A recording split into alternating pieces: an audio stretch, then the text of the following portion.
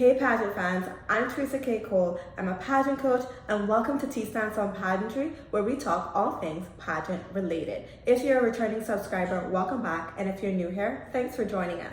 In this video, I'm going to be sharing the latest updates about the Miss Universe Cayman Islands competition, as well as sharing my thoughts on the official crowning of Miss Chloe Powery-Doxey as Miss Universe Cayman Islands 2022. Now, if you are new here, you might want to go back and check out some of my other videos on the Miss Universe Cayman Islands competition, just because there was a whole pile of controversy last year that you guys will definitely need to catch up on so you can have a better understanding of why I'm even giving an update on this competition. But if you have been following along, let's just jump right into this. Shortly after releasing my last video on this subject, we got the announcement that Miss Catherine Tyson would be taking over as the new chairperson for the pageant. And as a chairperson, she's going to be responsible for the day-to-day operations as well as producing the national pageant.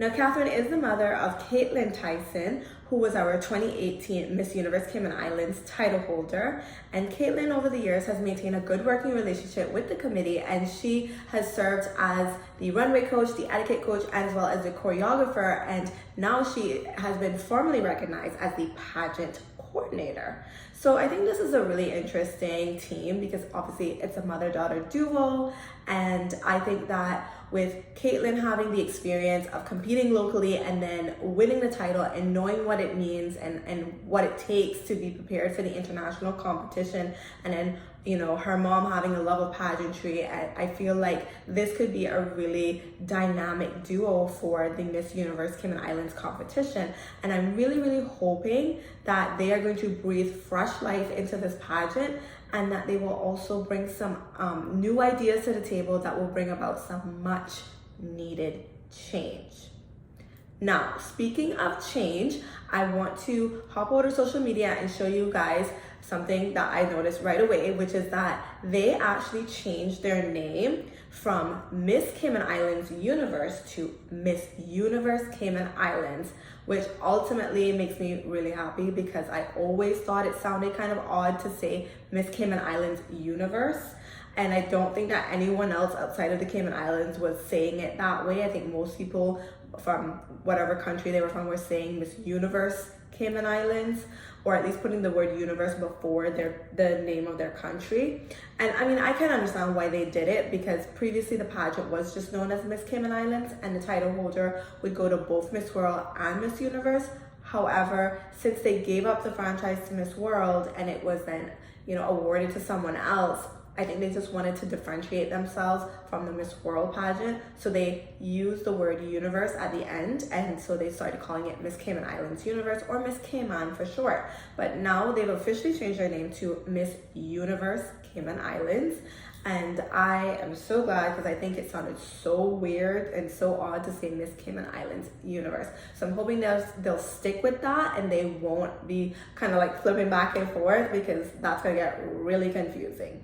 The other thing I want to point your attention to is this profile image that they are now using. As you can see, it is the Miss Universe logo, that iconic M*U. And then they've got a line and they've got Cayman Islands under it. And I love this because it brings the Cayman Islands more in line with the Miss Universe branding, which is something that I've always felt we were lacking. Like, I didn't always feel like we were in alignment with Miss Universe and where in the direction Miss Universe was going in. So I'm pleased to see that this image has been created and that they're actually utilizing it, and I'm hoping it's a good sign for more branding and more closely related Miss Universe branding to come. Now, under their bio on Instagram, they do have a link tree, and that link tree, when it drops down, shows you all the ways that you can keep up with the Miss Universe Cayman Islands competition. And one of the ways is through their website. So I took a peek at their website, and I have to say that they fully revamped it, and I really do like it. It's a much better website layout than what they had before. What they had before was a little bit dated, and you could really tell that through the colors, the writing, the photos. And this one just looks so much more vibrant. They've got a really nice photo of Chloe up here, and I think that this looks really good. It looks really modern, looks really fresh, useful, it's dynamic, it's fun looking. So I think this is a step in the right direction, and it's, you know, it's a good sign. It's a really good sign for them. The other thing I want to point out is that they are actually looking to develop an app, which is another thing that I'm like excited about, because a few other Miss Universe franchises have apps, and I think it's a really great way for people to keep up with the competition, especially as it's happening, keep up with the contestants and all the other content that they may have available. And speaking of content, they also have a YouTube channel, which I think is really exciting, and I'm hoping that means that they're going to continue to live stream the competition, because like I said in my last video, live streaming the competition didn't come out of strategy, it came out of necessity. And now that we're no longer in a pandemic, people don't have to isolate and stay 6 feet, I'm hoping that they will still continue to live stream it, because Cayman is a very small country, and to be honest, there's not a whole lot of support for pageantry here. And so if we can garner some support outside of these 3 tiny islands, I think that that would do wonders for our title holder when she goes overseas. The other reason I think it's really important for us to keep live streaming the pageant is because there are pageant content creators, pageant analysts, whatever you want to call us, out there who will watch pageants, critique the show, critique the title holders, the contestants, and let you know what your pageant is missing, what it could do better, what they love about it, as well as, you know, how your title holder can get more prepared for Miss Universe. And I think that that is an invaluable perspective that we could truly benefit from. So I'm just really hoping that we get to see the competition live stream this year. Another reason why I really believe that we need to start using YouTube is I want to encourage us as a country to utilize social media to its fullest advantage. You know, a lot of people here in Cayman have this misconception that the pageant is simply just one day. It's the day you go and watch the girls on the stage, and then, you know, they do the segments, and then someone is crowned at the end of the night. That is not the pageant. The pageant, that is just the finale. That is just a coronation. That is the final stop on the tour. The pageant is actually the weeks and months leading up to that. It's from the moment you've been accepted as a contestant to the moment the crown is placed on a new winner's head. So you really have to try to be engaging, and that's something that I feel like we don't do enough of here. And coming off the heels of watching Miss Universe Philippines, listen, they know how to be engaging. They gave us challenge after challenge after challenge, and it was great, and it was so much fun. It was really encouraging to keep following the girls and get to know them better and get to see who really has what it takes to wear the crown. So I'm hoping that this means that they're going to start to generate some of their own content, because I think that that would be a great way to garner some more international support. Now, at the time when I was noticing all of these changes, which was of course earlier in the month, they had their applications open, and I thought it was weird that they didn't advertise that on their social media. It had been open for like a couple of days, so I was like, applications are open. So I checked out the application form. It was a pretty simplified version, which does make me a little bit nervous based on the controversy that happened last year. So I'm hoping that this is just, you know, a very simplified application form, and that maybe there is something more detailed coming after this, after applicants complete this initial application form. And speaking of application form, just a few days after I noticed that the applications had been open, they actually did post about it on social media and on their Instagram page specifically. And they stated that, you know, they wanted to note that, you know, applications are open. They gave a deadline of May 15th. And then they said at the bottom that this application, this registration form does not guarantee you a spot in trainings, boot camps, or finals, which low-key got me excited because it sounds like they're looking to be a little bit more selective with their contestants, and I am here for that. This is a competition. We should be looking for the best of the best, or at least we should be looking for contestants who are easily trainable, who are going to be ready in the time frame that we are giving them to compete in the pageant. So I'm looking forward to this. I wanted to know what that meant when I saw that, and I was like, okay, maybe they're gonna do like a press release, maybe they're gonna do a whole media campaign around it. I mean, they gotta let people know, how is this gonna work, right? Much to my surprise, they did not. They did not release any press release, and actually, as of right now that I'm recording this, they haven't actually said how this new process is going to work, which makes me a little bit weary, because I'm just like, why wouldn't you want to do a press release, or at least do like some kind of media campaign or something to let people know how the process works? I don't know. Now, with that being said, that's one of the reasons why I decided to attend the official crowning of Chloe Powery-Doxey. So I was thinking, like, if I go there, maybe they will talk about this new process some more and give us some more insight on what we can expect. So I attended the crowning, and the crowning did take place on April 30th. It was a Friday, happened at the Cayman Islands National Gallery. And so, it was a nice event. We heard from the national director. She spoke about how Catherine has been appointed as a chairperson, and how Catherine has been given the opportunity to put together her own committee, which I thought was great. But then she went on to say something that I did not anticipate.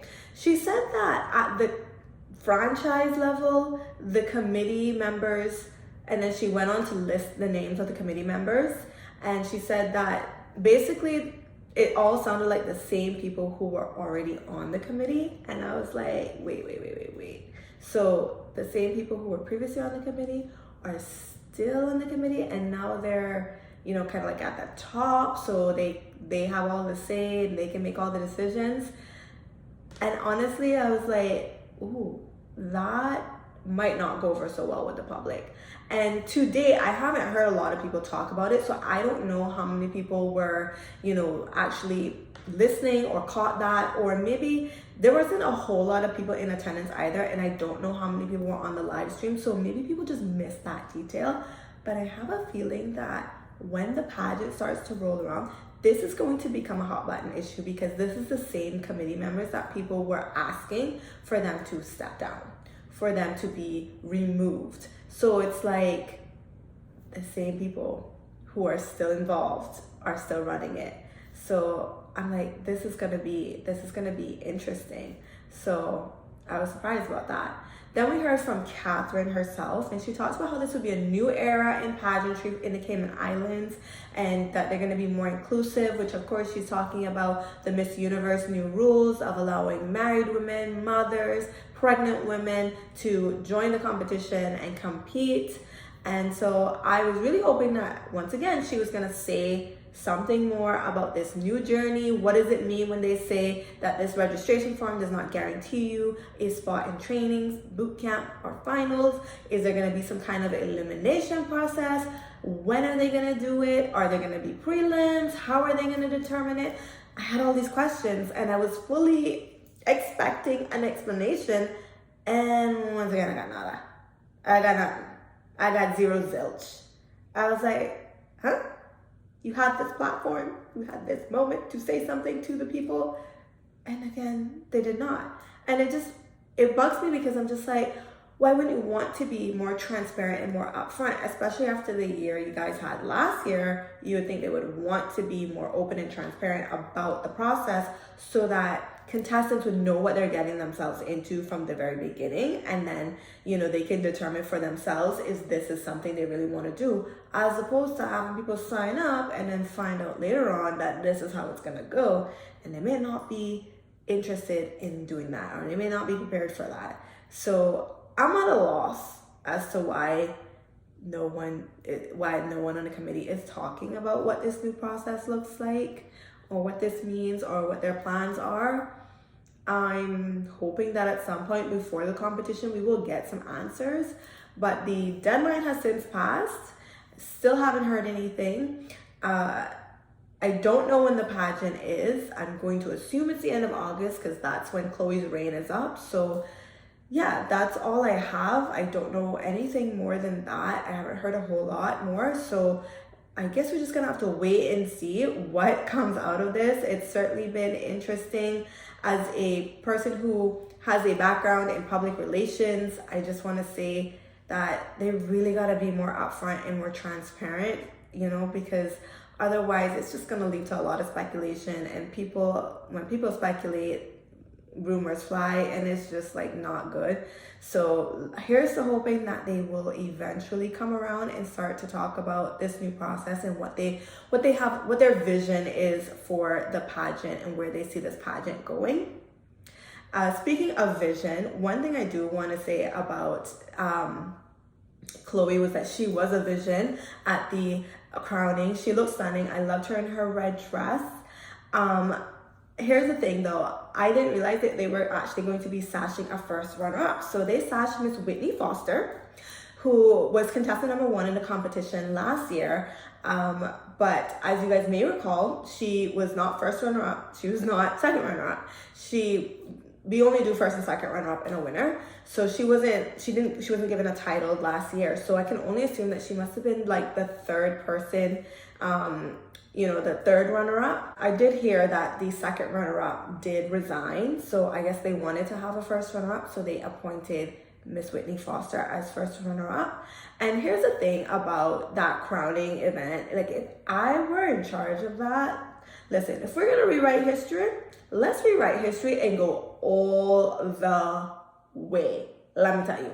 If it were me, what I would do is I would have both Whitney and Chloe come out. I'd have them hold hands. I'd have the spotlight on them. I'd have the Miss Universe soundtrack play. And I would say, Miss Universe, your new Miss Universe Cayman Islands 2022 is Miss Chloe Powery-Doxey. Just so that she could have like a really nice video of her being crowned in like a memorable way, because that's not normally how we crown our title holders. We don't have top 3 or top 5. We just sort of call a second runner-up out of the lineup, call a first runner-up out of the lineup of girls, and then we call the winner out of the lineup of girls. We don't really have a elimination process.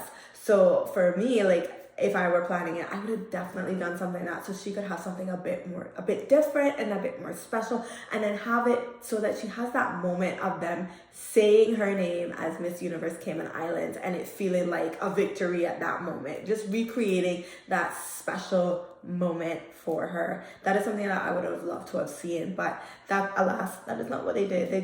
They called her out as, please put your hands together for your new Miss Universe Cayman Islands, or your Miss Cayman Islands Universe 2022. So yeah, that's pretty much how it went down. I think that was it. One more thing that I do want to mention is that on their Instagram page, I did notice that they posted recently, or over the last few weeks, some really beautiful photos of Chloe in a yellow gown. I think this was prior to the crowning, and I thought she looked absolutely angelic, and I love the feeling, the vibe of the photo. Like, it was light, it was bright, it was airy. It did make me feel like this is a turning point, this is a new era in pageantry. So there are some things that they are doing that is on the right track, but I think there's more that they could be doing, and I'm really curious to see what they do next. But as always, you guys know I'm going to keep you up to date with all the latest news about this competition. And until next time, I will see you. If you guys like the video, please hit the like button, please subscribe, and comment down below. Until next time, I'll see you. Bye.